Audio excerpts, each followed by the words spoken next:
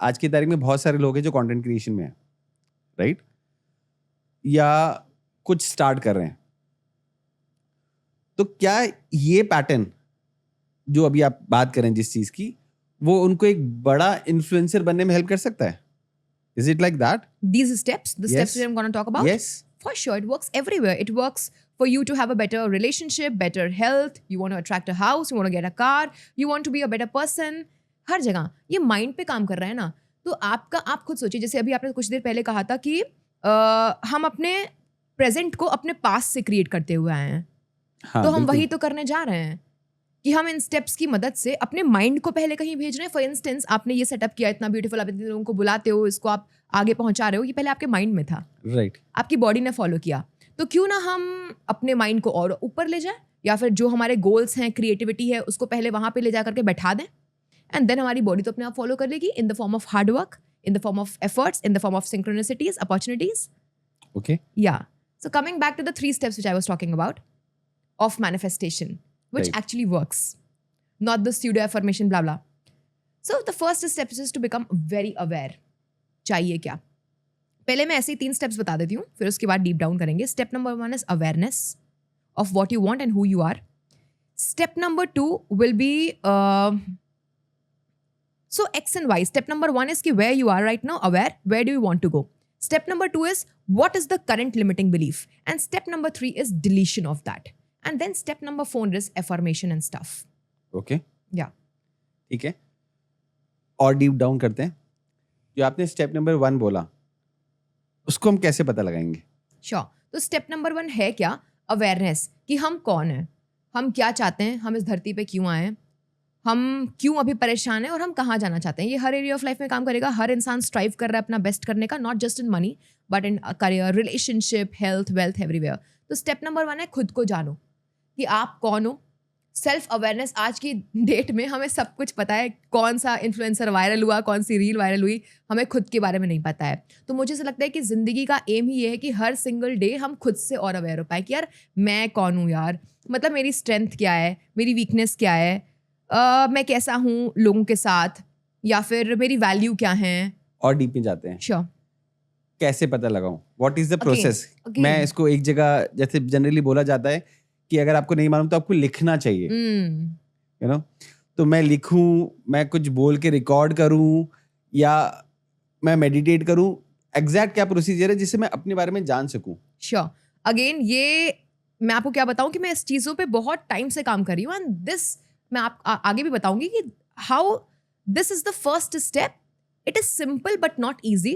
Okay. कुछ बातों से नहीं पता चल सकता है. There are exercises. One of the exercises I teach my students is clarity exercise, where in let's suppose आप अपनी सबसे डोमिनेंट वैल्यूज को, कोर वैल्यूज को जानिए. For example let's talk about relationship. लोग रिलेशनशिप में यूं ही आ जाते हैं, अट्रैक्शन हुआ, फिजिकल अट्रैक्शन हुआ, and then they probably marry और get into relationship. But then relationship में who you are as a person, यार मुझे लगता है कि I am this, I am this, I am this, and hence मेरी वैल्यूज रिलेशनशिप में क्या होंगी कि आई maybe don't want a very good looking partner, but at the same time I would want someone who is very honest, very committed, consistent in relationship. ये क्या हुआ, मैंने खुद के साथ बात की और मैंने समझा कि यार मैं कौन हूँ और मेरी वैल्यूज क्या हैं. सिमिलरली करियर में आप अपनी वैल्यूज ढूंढिए. अवेयरनेस का हम एग्जाम्पल ले रहे हैं, एक्सरसाइज कर रहे हैं कि वैल्यू करिए. मुझे ना पैसा 19-20 चलेगा, मुझे क्रिएटिविटी करना है, मुझे कोई बांध के ना रखे, मुझे फ्रीडम पसंद है, और मैं ग्रोथ माइंडसेट वाली हूँ. मान लेते हैं कि मुझे हर डे ग्रोथ चाहिए. मैं एक चीज में बहुत पैसे कमाती हूँ, लेकिन अगर मेरी ग्रोथ रुक गई ना तो मुझे मजा नहीं आता. ऐसे ही हर इंसान अपने साथ बैठ करके कुछ वैल्यू वाली एक्सरसाइजेस कर सकता है. हर एरिया ऑफ लाइफ को पकड़िए, health, wealth, relationship, romantic relationship, relationship with the self, spirituality, और सब में अपना सिंपल अपने आप से सवाल पूछिए. सबसे पहले अपना वाई ढूंढना है आपको. अपना वैल्यू ढूंढिए कि यार मुझे करियर में मेरी क्या वैल्यू है. मैं यूं ही तो नहीं जिंदगी बिता रही हूँ. फॉर एग्जाम्पल आप सोचिए कि बहुत सारे लोग जो हमारे पास आते हैं, there are people who are जो इरिटेटेड हैं. उनसे और क्वेश्चंस करके पता लगता है कि यार ये इस बंदे को क्रिएटिविटी बहुत पसंद है, और इस बंदे को जो काम मिला है वो डेस्क जॉब है.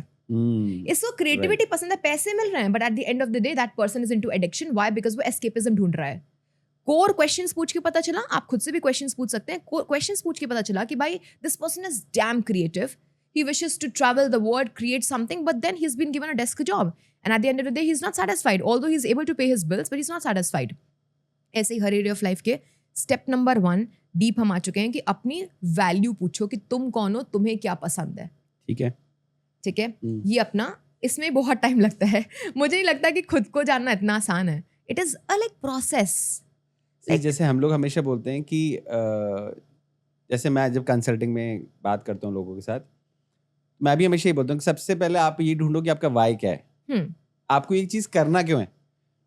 फॉर एन एग्जाम्पल अभी हम बात करें कि सबसे पहले हमको अपने इमोशंस चेंज करने हैं, तब हमारे पैटर्न चेंज होंगे. अब इमोशंस पैटर्न चेंज क्यों करने हैं. हाँ राइट. अभी जैसे आपने बोला कि वो बंदा जब अग्री होगा, चेंज होने के लिए रेडी होगा, तब वो चेंज हो पाएगा.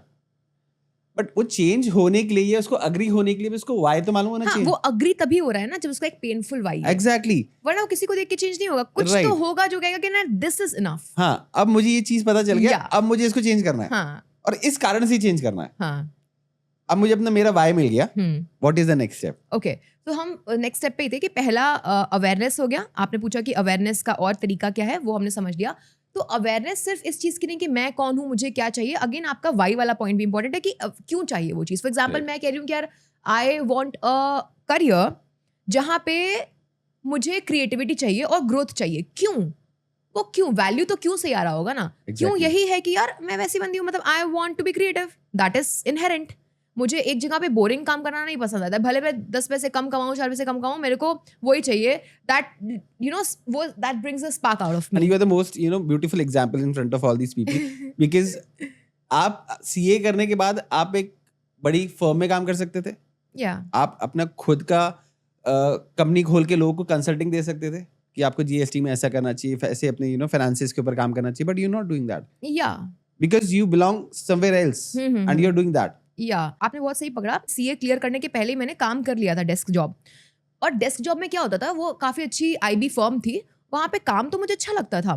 बट देन जब एक होता है ना फ्राइडे को वो कंपनी में कि सबको पढ़ाना है, सिखाना है, तो that was my first interaction with white board. I am telling you, white board पे जब पढ़ाना होता था ना, तो भाई मैं ऐसा मस्त काम करती थी कि यार पढ़ा. तब मुझे समझ में आया कि मुझे पढ़ाना पसंद है. और that is when I decided कि नहीं, ये मुझे डेस्क जॉब नहीं होगा. विद ड्यू रिस्पेक्ट, मुझसे वो नहीं होगा.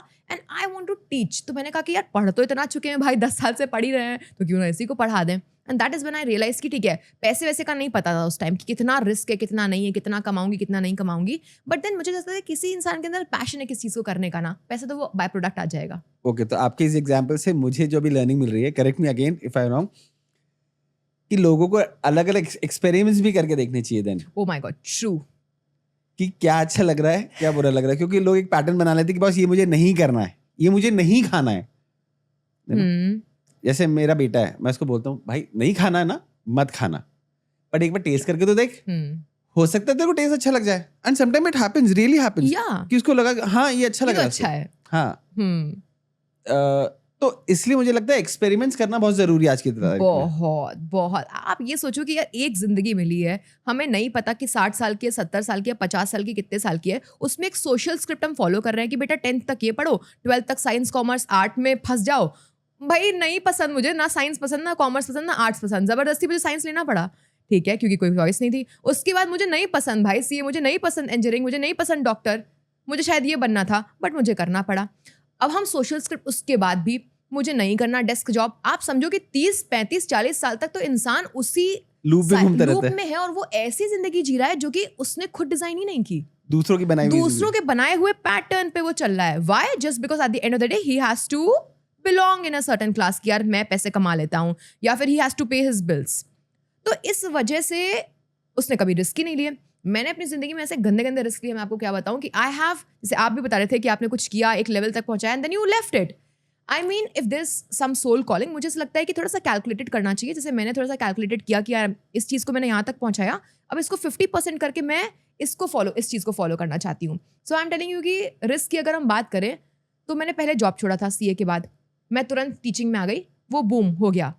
उसके बाद अभी एक रिसेंट 2024 में मैंने बड़ा रिस्क लिया कि मेरी एडटेक है सीए की, जहाँ पे हम सीए के फर्स्ट लेवल को टीच करते हैं. वो बहुत ही अच्छा थ्रेशोल्ड चल रहा है, ऑटोमेटिक. ऑफकोर्स वीडियोस वगैरह बनाने होते हैं, पढ़ाना होता है. उसको मैंने बंद कर दिया. बंद इन सेंस कि 50% ड्रॉप कर दिया. वाई? बिकॉज मेरे को लग रहा था कि रिस्क लेते हैं यार, देखते हैं कि इसमें मैं कहाँ स्टैंड करती हूँ, क्योंकि मुझे इसे बोलना है. तो रिस्क जब तक आप नहीं लेंगे, आप मर जाएंगे. Eight the end of the, आप डेथ बेड पे क्या बोलेंगे कि हाँ मैंने जॉब किया, मैंने पैसा कमाया, मैंने बीवी बच्चों को पाला, हाँ मैं खाया पिया अच्छे से, मर गया. But then that was probably not the script. हर इंसान को एक स्क्रिप्ट दी, मतलब हर इंसान एक पर्पस के लिए आया, मुझे से लगता है. तो रिस्क तो लेना ही है. स्टॉक मार्केट भी बोलता है नो रिस्क नो रिटर्न. तो या तो आप मीडियम रिटर्न, FD वाले रिटर्न पे 8-7%, 6% वाले पे जिंदगी बिता दो. अगर आपको 50% चाहिए, 150% चाहिए रियल एस्टेट का, या फिर किसी स्मॉल कैप का, या फिर मल्टी बैगर का, तो वैसे लेना पड़ेगा ना रिस्क. इसमें मैं ना एक थोड़ा सा और डीप में जाना चाहता हूँ. जनरली जो अभी आपने बोला कि हम ये चीजें कर लेते हैं और एक्सपेरिमेंट्स नहीं करते, और हम दूसरों की लाइफ जीते हैं जो दूसरों ने हमको बोला होता है. एक्चुअली उसमें एक प्रॉब्लम और है. उसमें प्रॉब्लम ये है, मैंने इसके ऊपर एक अभी बीच में कंटेंट भी क्रिएट किया था, कि हम गलत आदमी से पूछते हैं. राइट? फॉर एन एग्जाम्पल, आज किसी के फादर ने बड़ा काम नहीं किया है, राइट? वो नौकरी करते थे, एक स्कूल में पढ़ाते थे, एक टीचर थे. वो कैसे बता सकते हैं कि उनके बेटे को 100 करोड़ की कंपनी कैसे क्रिएट करनी है? उसके जो फ्रेंड्स हैं जिन्होंने अपनी लाइफ में झंडे कुछ गाड़े नहीं है, वो उससे पूछ रहा है कि मुझे कैसा बिजनेस करना चाहिए, क्या स्ट्रैटेजीज होनी चाहिए. तो मुझे ऐसे लगता है कि सबसे बड़ा प्रॉब्लम तो ये है कि लोग गलत इंसान के पास जाते हैं गलत चीज पूछने के लिए. अगर आपको किसी फील्ड में जाना है, भले आपको टीचर बनना है या एयरफोर्स पायलट बनना है, या एक बिजनेसमैन बनना है, अगर एयरफोर्स पायलट बनना है तो किसी तरह उस एयरफोर्स पायलट को ढूंढो और उससे जाके बात करो एक बार. True. I mean, select the right coaches. That's the first step. Exactly. और मैंने अपनी जिंदगी में बहुत कम कोचेस सिलेक्ट किए, बट मैंने तबीयत वाले मेंटर्स किए कि भाई दिस पर्सन, मतलब मैं CA कोचिंग में भी आई थी, तो इंडिया के one of the best mentor हैं CA के, ही was my coach. Okay. And then उसके बाद मैं मैनिफेस्टेशन या फिर पर्सनल डेवलपमेंट में आई. I always choose the right coach. आप क्यों अपने फैमिली मेंबर से पूछोगे? आपने बिल्कुल सही बोला. आप क्यों उन फ्रेंड से पूछोगे यार, who are no better than who you currently are, right? हम एडवाइस, तो अगर आप 100 करोड़ की कंपनी वाला सपना देख रहे हो, तो इतना तो बेसिक कॉमन सेंस होना चाहिए लोगों में कि who you are asking that to. और रही बात पेरेंट्स की, जैसे आपने कहा कि पेरेंट्स रोकते हैं, अगेन वो अगेन एक अलग जॉनर है, उसमें जा सकते हैं हम, बट कि डर. आप किसी इंसान से वो ना एक्चुअल में पूछ नहीं रहे हैं, मैं आपको बताऊं, वो वैलिडेशन सीख कर रहे हैं. फॉर एग्जाम्पल कि ये मैं कर लूँ ना, उसको खुद में ट्रस्ट नहीं है. मैंने आज तक नहीं पूछा अपने घर वालों से, या फिर अपने बेस्टीज से भी नहीं पूछा. ये क्या बताएंगे मुझे? मैंने भी नहीं पूछा. तो राइट, हमने क्यों नहीं पूछा? क्योंकि हमारे अंदर उतना कन्विक्शन था कि यार आज नहीं तो कल हो जाएगा. इनफैक्ट ऐसा होता था कई बार कि लोग हमको बोलते थे कि तू कर रहा है मत कर. हाँ, नहीं कर पाएगा, पूछिए मत. बट उसके बाद भी हमने रिस्क लिया और हमने किया. राइट, क्योंकि वो कन्विक्शन अंदर से है ना, पता है हो जाएगा आज नहीं तो कल. सिमिलरली मैं आपको बताऊं कि मैंने अपने CA टेक जो है, एडटेक और बहुत सारी चीज़ों को जब डाउन साइज किया, तो मुझे बहुत बैकलैशेस मिले फ्रॉम वेरी क्लोज पीपल और बहुत अच्छे लोगों से कि क्या कर रही हो, बर्बाद हो जाओगी, this that. But I had that inner fuel conviction कि यार आज नहीं तो कल, शायद साल भर उतनी इनकम ना हो जो हो रही थी, बट ठीक है ये काम कर जाएगा. तो मुझे ऐसा लगता है कि वो लोग गलत लोगों से पूछ नहीं रहे हैं. Those people are dumb to be seeking validation, external validation from inside, because they lack internal validation. Exactly.